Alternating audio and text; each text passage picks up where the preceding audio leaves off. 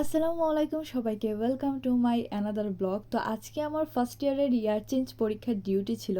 ডিউটির ফাঁকে আমি একটু বারান্দায় আসি, এসে দেখি যে 2024 সালের এইচএসসি পরীক্ষার্থীরা তারা তাদের এডমিট কার্ড নেওয়ার জন্য আজকে কলেজে আসছে এবং তারা খুবই এনজয় করতেছে ফ্রেন্ড সার্কেলরা মিলে।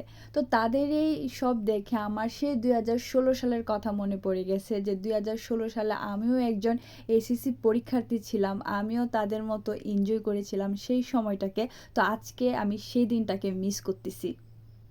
আচ্ছা, আপনারা কিন্তু অনেকে আমাকে জিজ্ঞেস করেছিলেন যে আমাদের গাছের আমগুলা কি আছে নাকি নেই। আমি কিন্তু ব্লগে বলেছিলাম যে আমাদের গাছের আমগুলো আমরা আষাঢ় মাসের 10 তারিখের ভিতরে গাছ থেকে পেড়ে নিব। তো আমরা একটু আর্লি আর্লি আমগুলা পেড়ে নিই, কারণ আমগুলো আসলে পাড়ার মতো উপযুক্ত অবস্থায় চলে গেছিলো।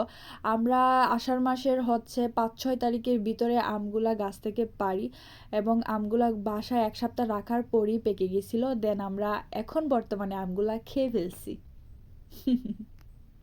তো সন্ধ্যার পর চলে আসলাম আজকে একটু নাস্তা পানি বানাবো বলে। সন্ধ্যার পর একটু চা নাস্তা তো খেতেই হয়। তো আজকে আমি চায়ের পাশাপাশি এই ডিম ব্রেড রেখেছি। তো এই ডিম ব্রেড হচ্ছে আমাদের একটা কমন নাস্তা, আমরা প্রায়ই এই নাস্তা করে থাকি।